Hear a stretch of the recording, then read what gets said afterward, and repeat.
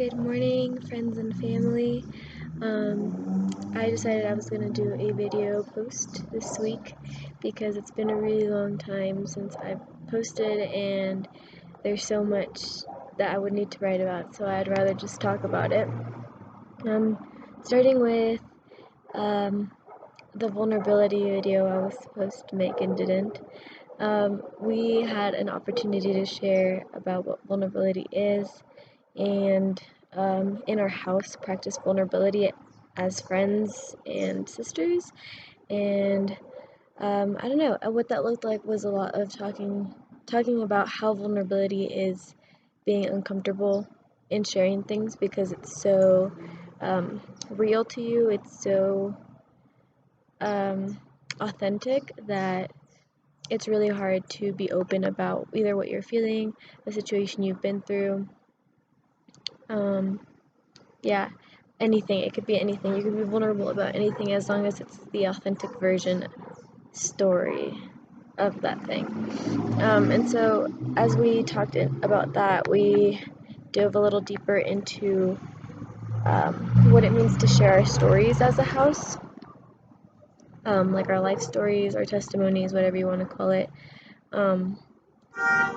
Yeah, and so as we dove deep into like the other half of our stories, I got to share also about my own, and that was a really difficult experience because I don't like sharing much about myself already and telling the really heartbreaking stories within my own story and things that have hurt me, and just being authentic about the way that I am and the things I've gone through. That was really difficult. I love the people I live with. I love the experiences we've had. And still, we had only known each other for like a month and a half at the time I told my story. And so it was super hard for me. But in the end, it was really life-giving and worth it, I guess would be a good way to describe it. I think sharing your story brings you closer, way closer to the people that you share the story with. And so, yeah, I can say that our friendships have gotten even stronger after all of us have shared our story, and just as we continue to get to know each other and spend time with one another. It has been a super fruitful experience, and I'm really glad to be here. So this video is gonna give you a really good taste of what it's like for me to wake up in Ecuador every morning. We don't live on a busy street really, but you can really hear all the cars. So if you can hear that in your headphones, I'm sorry about that. There's horns. There's the gas truck that comes by and sings a little song with a kid's voice, and then sometimes there's vendors, there's neighbors, and there's my housemates also. But yes, I decided to record outside today, so that's what you're hearing. The second thing I want to talk about was our homestays experience, because I'm back at the apartments now, so we're no longer with our parents, with our Ecuadorian families. And I got to be in this lovely home with just a wonderful couple. They're like early 70s, late 60s, and yeah, it was just them and me and my friend that got to be in their home for this past month. And it was, I don't know, it was just a really good experience. I think their love for us was really displayed in the way that they served us and fed us really well, had conversations with us, really had the desire for us to like learn more Spanish or learn Ecuadorian sayings and stuff like that. And so, yeah, just seeing their excitement when my friend would have more conversations with them, or wanting to hear about our days. It was really nice to be in a family environment again, because I have been in college for the past 3 years and away from my parents. And sometimes in my family's households, like my grandma or my aunt, my sister, but that's a little bit different. And it's only a little bit at a time. It's only like a few weeks or weekends or a day. So I don't get that family feeling anymore. And so having this experience was really just, my heart just felt so happy, and I also felt really sad because I miss my family a lot. While we were staying with them, there were so many similarities, like the way our Ecuadorian parents would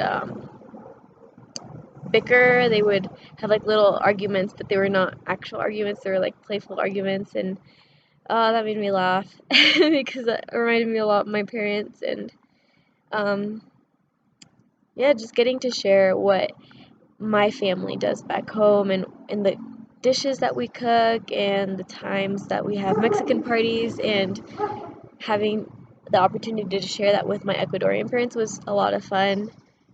Sometimes they'd make fun of my sayings in Spanish, or like words I would say, or yeah, it was just a funny experience, and I felt really happy to be able to share a part of myself and also have them share parts of them and learn more about the Ecuadorian culture in a family household. They had a son and a daughter. They're older and married, and so I had nieces and nephews here too, and and a sister and a brother, and so that was fun. They're super nice people. Their daughter has twin daughters, and they're babies. They're like 4 months old, so that was very cute and fun to see her and them like still have that excitement of having new babies in the family. Um, and then our brother, he's super friendly also.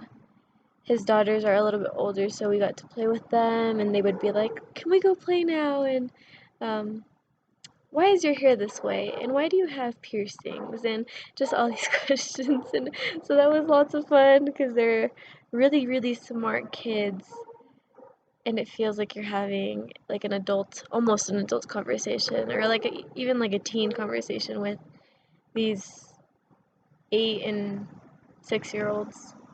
Super fun, super loving people, and their dad, like our Ecuadorian parents' son, knows how to salsa with his wife. Like they took some class, and they know how to salsa like really, really well. And one night we had like a talent show, and me and my friend sang a song, and the little girls sang songs also.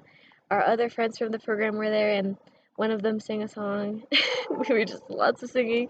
But then we got to the parents, my brother and his wife, and they just got up and salsa like crazy. I lost my mind. It was amazing to see. It was so cool. I can't describe it. And I love dancing, so being able to see that, I was like, wow, I want to take a salsa class.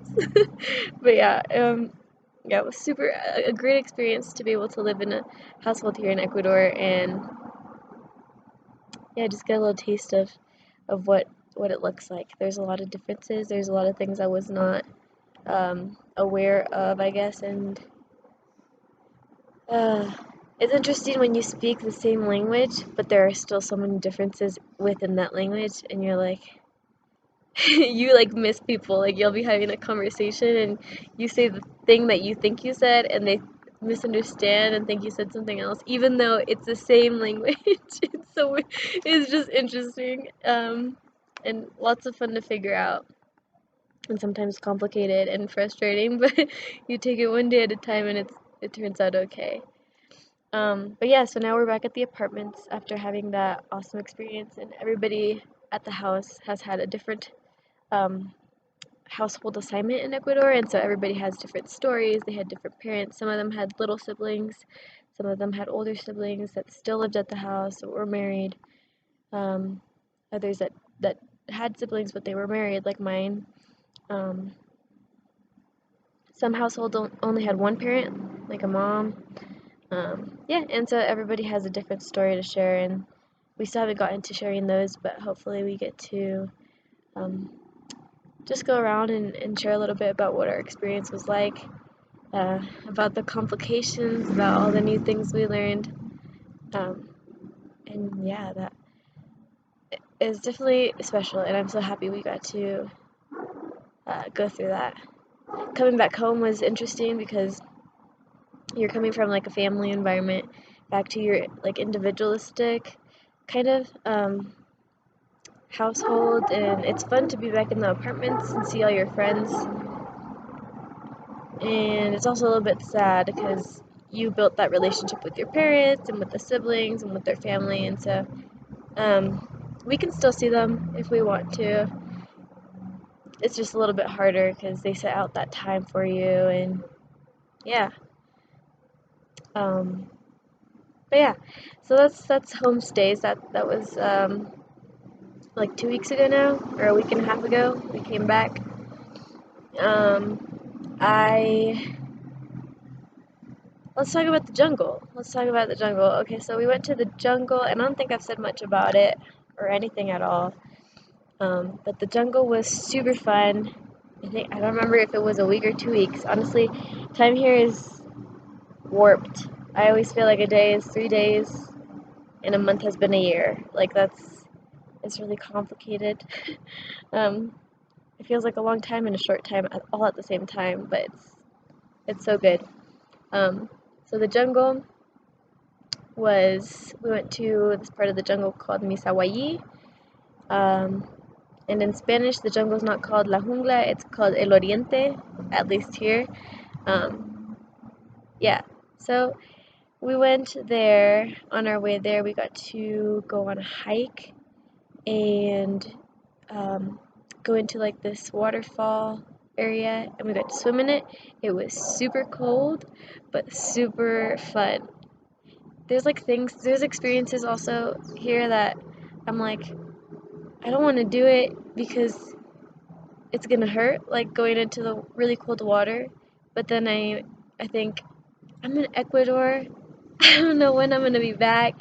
Like this could be a once in a lifetime opportunity. I have to do it. And so I got into that water and I was freezing. But pretty soon my body adjusted and it was beautiful. We got to be under the waterfall. It wasn't huge, but it was really nice. I got to be under the waterfall and then out on the other side of the waterfall, got to take pictures of people, got to help people's noses stop bleeding, got to help people's fingers stop bleeding. There was some funny stuff that happened at the waterfall.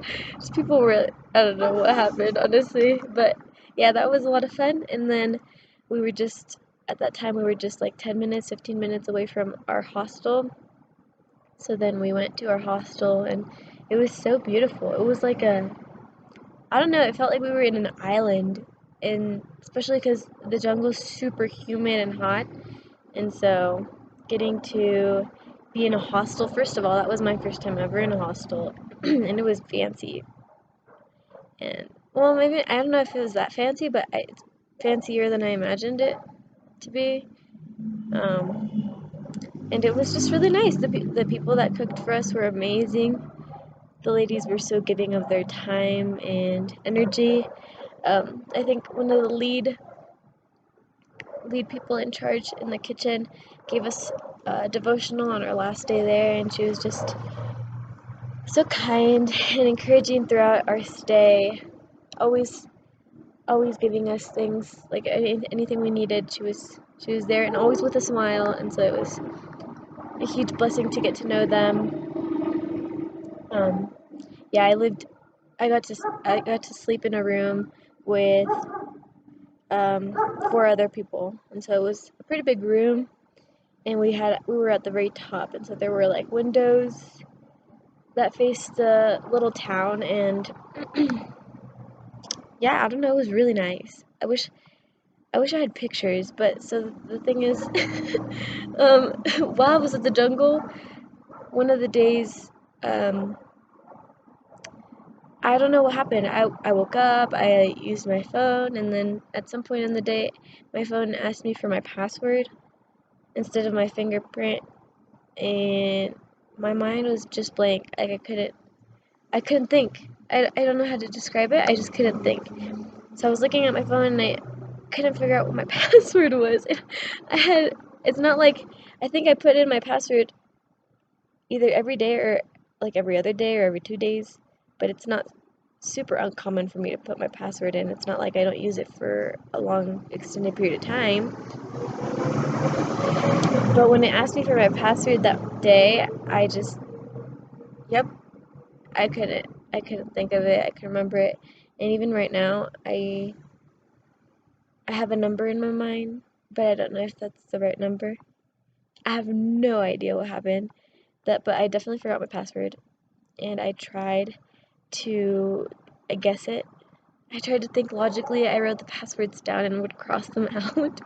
um, but I guessed wrong 10 times, and so my phone has been deactivated since the jungle because I haven't figured out how to get it to work again.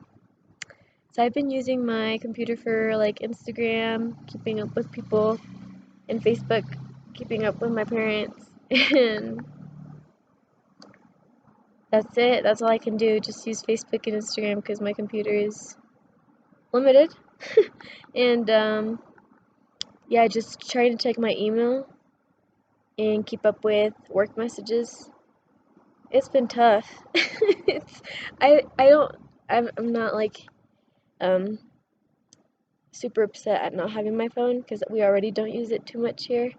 There's not internet everywhere we go, and plus it's like discouraged to take your phone with you just in case like you get pickpocketed or something. You don't lose like a valuable. But yeah, I do wish I had it because it's easier to communicate with your family that way. I can't see any of the WhatsApp messages that my program is sending. So, and they send like reminders or updates or um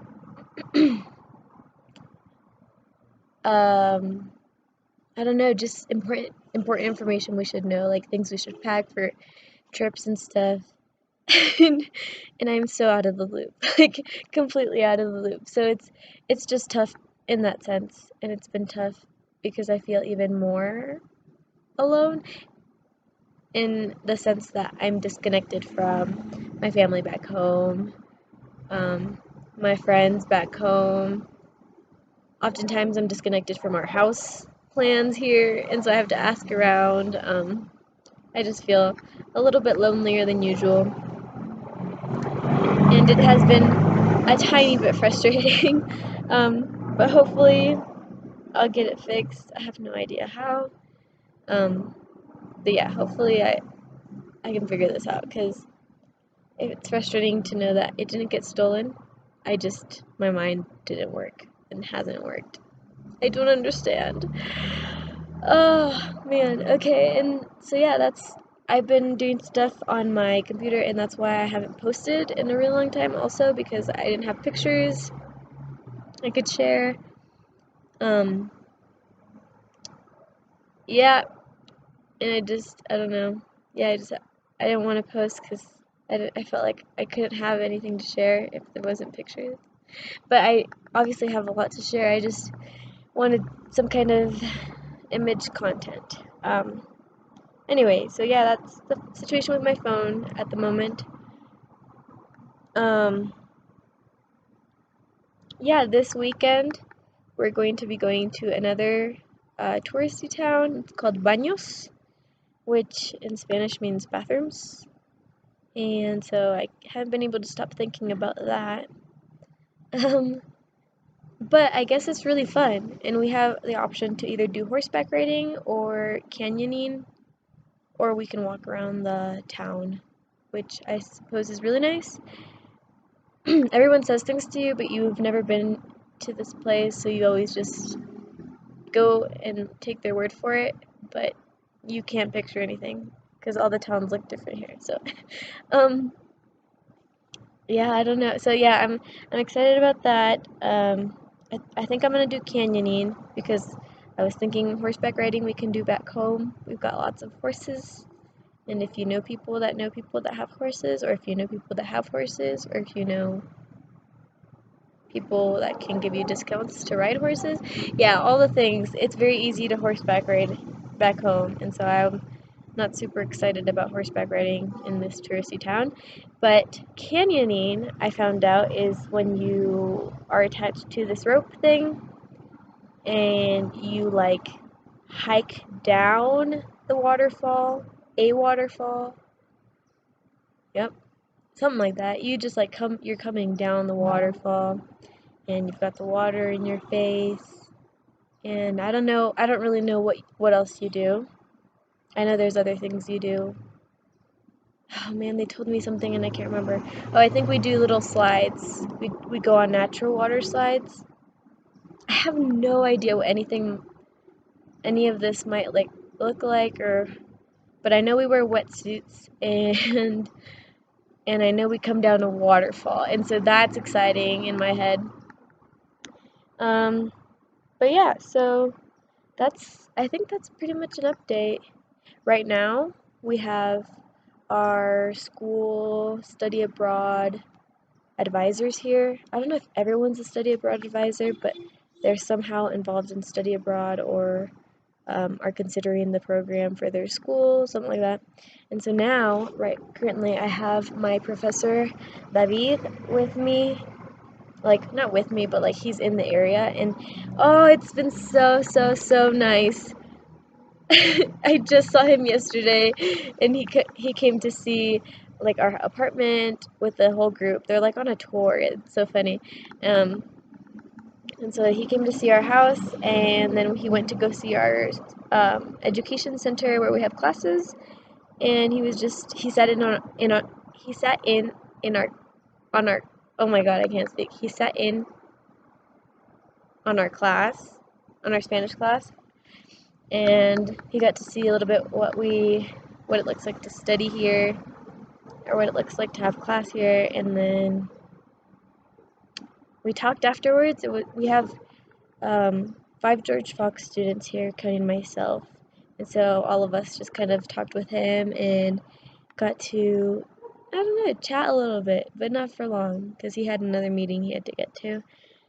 Um, yeah, and so it's been so nice to have someone from home here. Like, even just knowing that he's here makes me feel so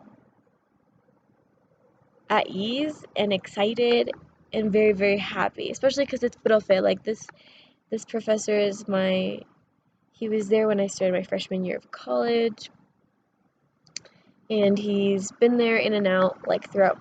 I haven't had I don't think I've had many classes with him since. I think I've just had half of a class with him, and then I dropped that class, so then I couldn't take anymore. But yeah, so but I always go into his office and we'll talk about life and catch up. And so it's so nice to have him be here and have him like see a little bit of what I've been experiencing, of what this adventure has been like. Um, and yeah, I don't know why, but lately I think I just miss home a lot. Um, yeah, I don't know. I I think a lot about my family in Mexico, and um, just like wanting to see them, especially now that my parents were there. And then I don't know, really wanting to see my parents and just hug them. And my grandma back in Oregon, I miss her so much. And my aunt and uncle. And so it's just been like, I always think about my family while I'm here because I don't know why, honestly.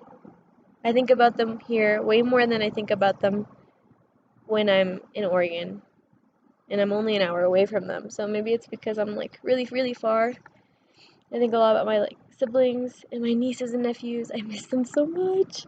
Um, but it's good. It's good. It's a little bit harder right now, and I'm trying to figure out why. But that's a little bit about what culture stress is about, and just being in a new country and having to have all these new experiences that are super exciting. You learn so much. you experience so much. Yeah, and still there's culture stress because this is not your home. And like so often I'll be doing something around town and I'm like, oh, my mom would love this. Or like if my parents were here, they would have so much fun. Or if my aunt and uncle were here, they'd laugh at this. Yeah, it's just so many things. But I'm having a really good time. I also miss my church a lot and my coworkers and friends and all the special people in my life, really. Um, but like I said, it's a really good experience. I'm still having a great time. Um, yeah, I'm really happy to be here and to be learning and be interacting with such amazing people in Ecuador and getting to know people that own businesses nearby the area and building relationships has been really, really fun. Okay, so I guess the last thing I'll share, because I think I'm forgetting something, but this is the last thing I'll share because we're almost 30 minutes into this video and I think this is a valuable um, experience or thing to share with you. Um, that noise or that song is the gas song, if you can hear it.